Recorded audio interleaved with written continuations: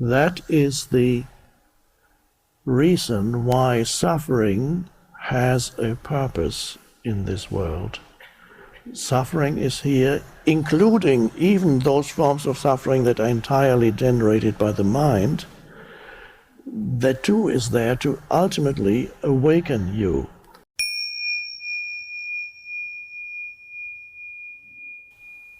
So you have the suffering that is generated through this misuse of the mind, unconscious thinking, and you have suffering that comes through encountering disaster in one form or another in your life. That's not to be denied. And in the course of this weekend, we will explore how that also can become an opening into transcendence, and it often is. You will hear stories of people who were confronted with the most extreme forms of suffering and were able to go beyond it, not by denying it, but by transcending. There's a huge difference between denial and transcendence. We'll be looking at that. So there's the person who lives confronted with problems and with challenges, and there is the potential of discovering, and sometimes through encountering extreme forms of disaster, but not always, not necessarily, but there's the potential of discovering within yourself a dimension of depth that transcends who you are as a person. And in this moment, when the thinking mind stops for a moment and is replaced with an aware presence, then the transcendent dimension has emerged in you. And the invitation to you is right here and now to see if you can invite that dimension into your life. And it is almost as if you disappeared temporarily, what you before you called I. Because when you're not thinking and just are aware, then the person has temporarily subsided, and an aware presence has arisen, and that's the discovery of the transcendent you, or the, as I call it sometimes, the deep I. And for some people it comes, and there are many accounts throughout history, it comes through encountering extreme forms of suffering. I know that Steve Taylor will probably address it. He's done a lot of research, and that we have one speaker, I don't want to say too much, who encountered awakening through very extreme form of suffering. And that is the potential for awakening that is hiding beyond the seemingly most dreadful thing that could happen to you. And it's all expressed symbolically, whether or not you relate to it whether you're a Christian or you're not a Christian, you simply understand there's something there, that the symbol of the cross points to. it doesn't. This is something I don't think it's fully understood by most churches or conventional Christians.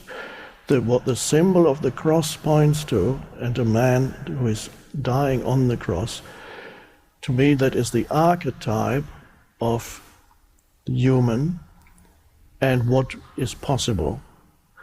The cross is a torture instrument.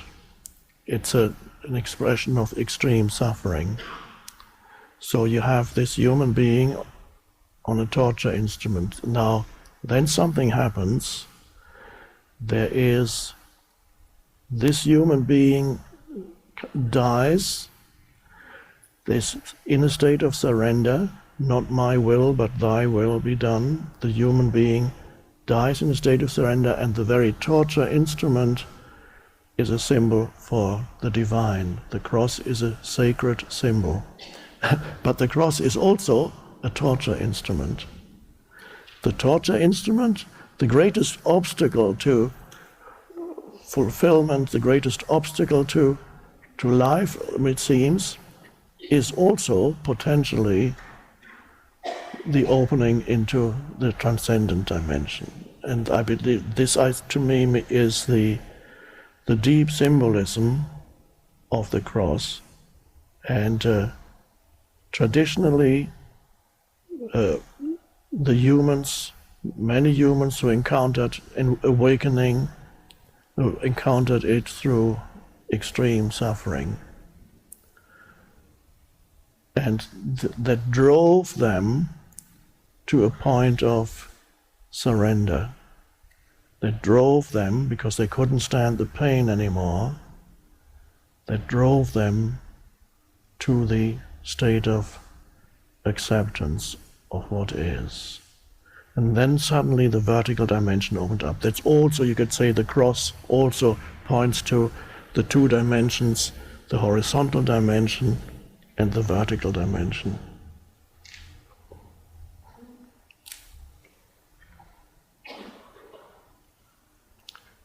So as awareness arises, or presence, then it begins to shine through the person. The person does no longer have the density that completely obscures the awareness, the consciousness, the unconditioned consciousness underneath. And it's often the case that the density is destroyed by a suffering, and that is the reason why suffering has a purpose in this world. Suffering is here, including even those forms of suffering that are entirely generated by the mind. That too is there to ultimately awaken you. So you suffer, and the suffering, all of you have been through different forms of suffering, some very deep, some just a succession of many minor frustrations and things going wrong. So you somehow you lost confidence in, you lost belief that this world would ultimately be able to satisfy you or make you happy. You say, that's not it. And perhaps you became frustrated with yourself. That's possible too. So the suffering is a potential awakener. It has a purpose, and it is there to destroy you ultimately, or at least to create a crack in the egoic shell, and then something emerges through the crack.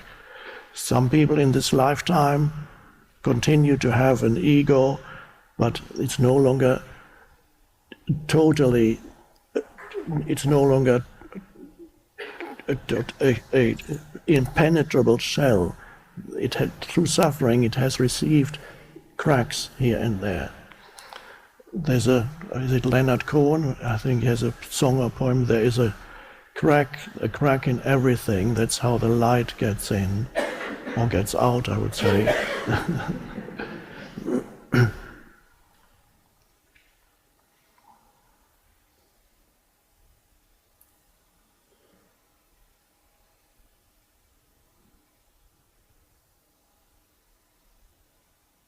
So suffering destroys the false self, the identification, complete identification with your form identity.